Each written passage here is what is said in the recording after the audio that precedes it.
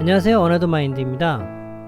오늘은 전원생활을 시작하기 위해서 전원주택 구매를 준비하시는 분들에게 도움을 드리고 싶어서 잘 지은 집 고르는 방법에 대해서 알려드리려고 해요.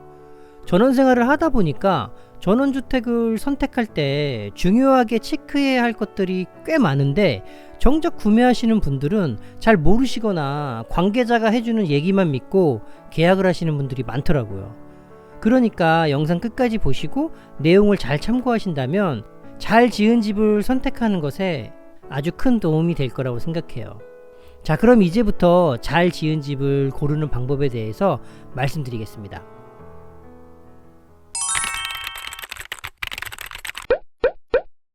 첫 번째는 물 공급이에요. 집에 상수도가 인입되어 있어야 걱정 없이 살 수 있어요. 만약에 지하수를 쓰는 집이라면 웬만하면 피하는 게 좋아요. 그 이유는 지하수는 오염의 문제가 있어서 불안하고요. 특히 예측하기 힘든 수량의 문제로 정작 물이 필요할 때 물이 부족해서 안 나올 수 있으니까 마음 놓고 물을 쓰기가 힘들어요. 그리고 정수기도 일반 정수기 설치가 안 되고 지하수 전용 정수기를 써야 하는데 상품의 종류가 많지 않기 때문에 선택의 폭이 좁다는 것도 참고하셔야 돼요. 그렇기 때문에 상수도 인입이 전원생활에서는 정말 중요한 요소예요. 두 번째는 전원주택의 위치예요. 집 앞에 큰 도로가 있거나 경사가 심하다면 살기 힘든 곳이에요. 집 앞에 도로를 지나다니는 차가 내뿜는 매연과 먼지 때문에 365일 미세먼지가 최고 높음 수준이고 밤낮 없이 도로를 달리는 차량의 소음이 있어요. 그리고 차량을 운행할 때도 집 앞에서 도로로 나갈 때나 도로에서 집으로 들어올 때 바로 메인 도로와 연결된 곳이라면 도로를 달리는 차량들과 충돌의 위험도 있는 거잖아요. 그러니까 집과 메인 도로가 근접해 있으면 건강과 안전 모두 최악인 거죠. 그런데 이런 조건의 전원주택이 사실 많아요. 관계자들은 차량 통행이 적어서 상관없다고 하는데 지금 당장은 그럴지 몰라도 평생 차량 통행이 없다고 장담할 수 있을까요? 그리고 집과 연결되는 도로에 경사가 심한 경우도 많아요. 또는 이웃집들과 근접해 있는 마을의 경우에는 집과 집 사이에 단차를 많이 줘서 서로의 조망권을 확보하려고 하다 보니까 도로의 경사가 점점 심해지는 거예요. 이런 곳은 겨울에 도로가 얼어버리니까 차량 운행이 불가능한 경우가 생기게 되고 그러면 어쩔 수 없이 걸어 다녀야 하는데 이게 불편하면서도 아주 위험한 요소가 되는 거예요. 겨울에 얼어있는 비탈길은 남녀노소 가릴 것 없이 누구한테나 위험한 요소가 되잖아요. 지금은 젊고 건강하다고 해도 나이가 들면 그땐 살기 힘들고 무섭지 않을까요? 평생을 살아야 할 집을 구하고 계신 분들은 조망과 경치만 생각하지 마시고 도로의 경사를 꼭 체크하시고 선택하셨으면 좋겠어요. 세 번째는 난방연료예요.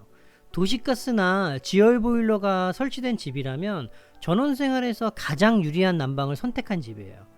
하지만 도시가스 연결이 안 되는 지역이 많고 지열 시스템을 설치한 주택도 보편화되어 있지 않다는 걸 감안하시고 집을 보셔야 돼요. 그렇다 보니까 대부분의 전원주택은 LPG 가스를 이용한 곳이 많아요. 향후에 도시가스가 인입이 되면 기존에 쓰던 보일러에 부품만 교체해서 그대로 사용이 가능한 장점도 있어요. 하지만 다른 난방 시스템을 사용한 집이라면 신중하게 고민하셔야 돼요. 기름 보일러의 경우는 유류값의 변화도 심하고 소량은 배달을 안 해주기 때문에 매번 많은 양의 기름을 저장해야 돼요. 그리고 기름 노즐이 막히는 경우도 생기고 나중에 도시가스가 인입이 된다면 기존에 쓰던 보일러와 기름 탱크는 사용할 수 없어요. 그 밖에 나무를 이용한 난방은 화목이나 펠렛 방식 등이 있는데요. 지속적으로 연료를 직접 넣어줘야 하는 불편함이 있어요. 한겨울에 어디 여행이라도 간다면 보일러 꺼지는 거예요. 그리고 나무가 젖지 않게 보관할 수 있는 곳을 따로 마련해야 되고요. 네 번째는 창호예요. 어떤 집이든 창호를 보면 대략적으로 그 집을 알 수 있어요. 이중 창호나 시스템 창호가 아니고 창호에 투자를 안 한 집이라면 그냥 그 집은 사지 마세요. 창호를 저렴한 걸로 구축한 집은 안 봐도 뻔한 거예요. 전원주택의 중요한 요소 중에 하나인 창호에서 돈을 아낀 건축주가 다른 곳에 돈을 썼을 리 없거든요. 창호의 가격대는 시스템 창호, 이중 창호 순이고요. 전원주택에서 시스템 창호와 이중 창호 이하에 있는 창호는 의미가 없어요. 단열에 완전히 취약해서 웬만한 난방과 냉방으로는 추위와 더위에 감당이 안 돼요. 춥고 더워서 못 산다는 거예요. 물론 방법이 딱 하나 있긴 해요. 돈으로 감당하는 거예요. 이거 외에는 저렴한 창호를 감당할 수 있는 방법은 없어요. 다섯 번째는 누수예요. 단독주택의 누수 문제는 모든 집이 가지고 있는 위험 요소예요. 그렇기 때문에 물 쓰는 곳이 많은 집은 당연히 그만큼 위험 요소가 많은 거죠. 그러니까 2층 집보다는 단층 집이 위험 요소가 적은 거예요. 물 쓰는 공간을 만들기 위해서는 방수 작업하고 배수 작업을 해야 하는데 작업에 문제가 있을 수도 있고요. 또 너무 오래된 집은 집이 노화가 돼서 문제가 생기기도 해요. 누수는 신규 주택이든 오래된 주택이든 모두 발생할 수 있고 흔적을 찾기도 쉽지 않아요. 어떤 시공사에서 어떤 사람이 방수 처리를 어떻게 하고 작업을 어떻게 마무리했는지를 알 수 있다면 좋겠지만 현실은 그렇지 않으니까 누수 확률이 적은 집을 선택하는 것이 유리한 거죠. 물론 생활 패턴에 따라서 단층 집을 선택할 수도 있고 2층 집을 선택할 수도 있겠지만요.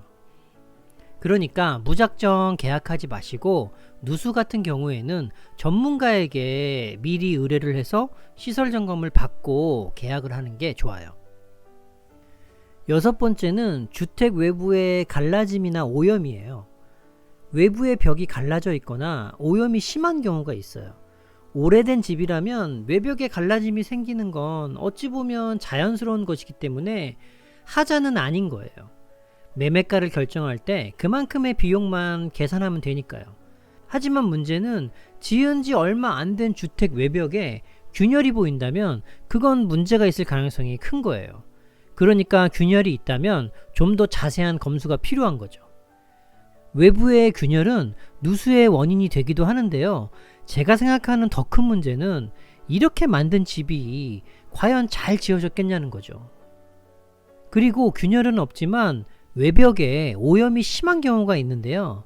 이건 시공이 잘못된 게 아니라 지붕 처마를 빼지 않은 설계가 원인인 경우가 대부분이에요.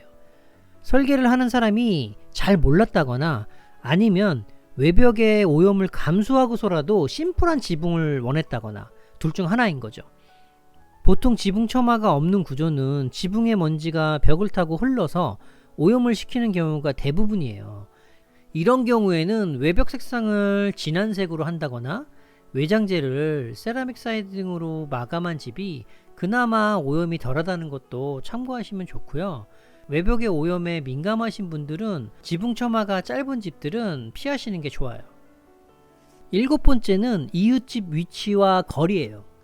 이웃집에서 우리 집이 어떻게 보일지 사방에서 모두 확인을 해야 돼요.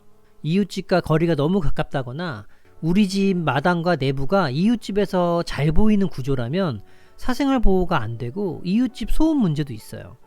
이런 게 아무것도 아닌 것 같지만 살다 보면 스트레스가 될 가능성이 아주 커요.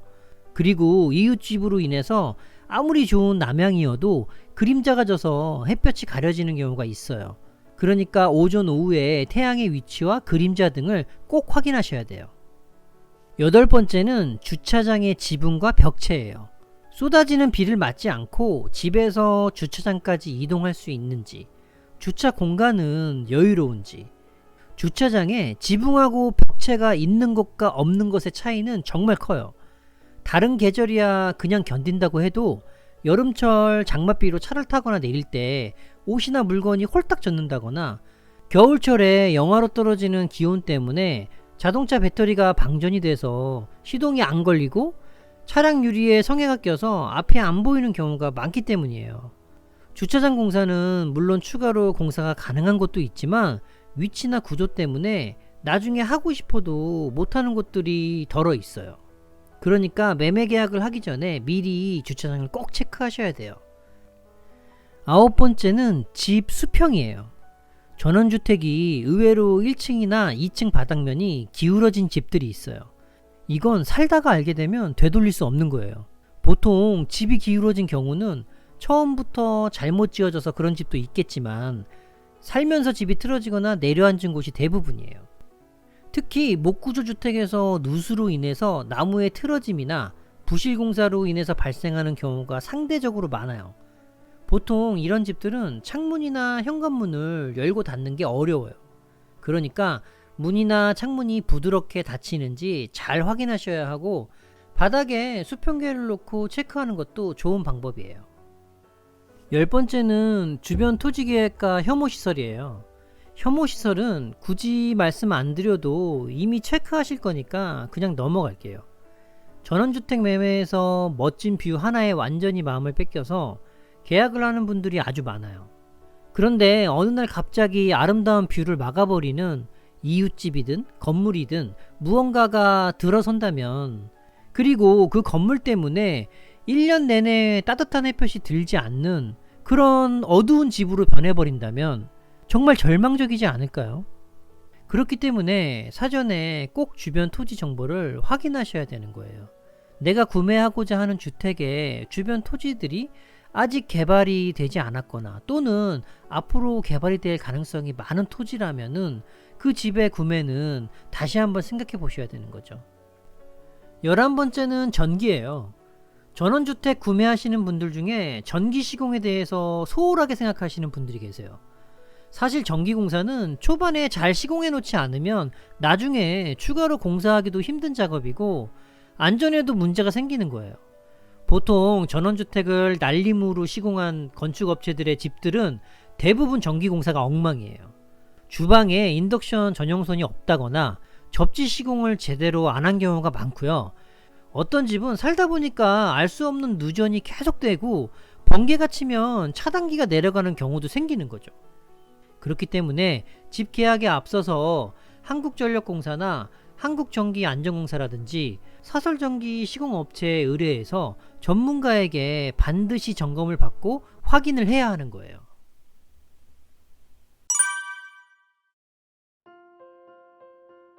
오늘 내용은 여기까지예요. 옛말에 하나를 보면 열을 알 수 있다는 말이 있는데요. 집도 마찬가지인 것 같아요. 다 좋은데 하나가 문제라고 생각이 드는 경우가 있을 거예요. 근데 정말 하나의 문제만 있는 걸까요? 집을 지을 때 다른 모든 걸 완벽하게 잘 만들었는데 마침 하나만 실수로 잘못한 걸까요? 저는 절대 아니라고 생각해요. 집은 모든 부분이 다 중요하기 때문에 하나의 문제는 나중에 집 전체의 문제로 바뀌고 심각한 상황이 만들어지는 거예요. 가끔 전원주택을 이상한 논리로 말하는 사람들이 있어요. 이런 사람들의 특징은 다른 것에는 절대로 관대하지 않고 조금도 참지 못하면서 이상하리만큼 전원주택에 관대해요. 웬만한 건 다 어쩔 수 없다는 식이고 완벽한 건 없다고 합리화시키면서 좋은 것들이 훨씬 더 많으니까 견디고 참아내야 한다고 말을 하거든요. 그분들의 논리는 이런 것 같아요. 전화를 거는 건 잘 되는데 받는 게 잘 안 되는 멋진 핸드폰이나 비가 올 때 천장에서 물이 조금 새지만 아주 잘 달리고 연비가 좋은 자동차를 사라는 것과 다를 게 없잖아요. 나머지가 너무 좋으니까 그 정도는 감수하고 구매해서 쓰라는 건데 이건 말이 안 되는 거죠. 집을 체크하시면서 문제를 발견했다면 모든 걸 의심하셔야 하고요. 또는 모든 게 다 좋은 것 같은데 한 가지가 계속 내 마음에 걸린다면 저는 다른 집을 찾으라고 말씀드리고 싶어요. 잘 지은 집을 찾고 싶다면 절대로 자신과 적당히 타협하지 마세요. 꼼꼼하고 세심하게 체크해야지만 잘 지은 집을 만날 수 있다는 거 꼭 명심하셨으면 좋겠습니다. 시청해주셔서 감사합니다.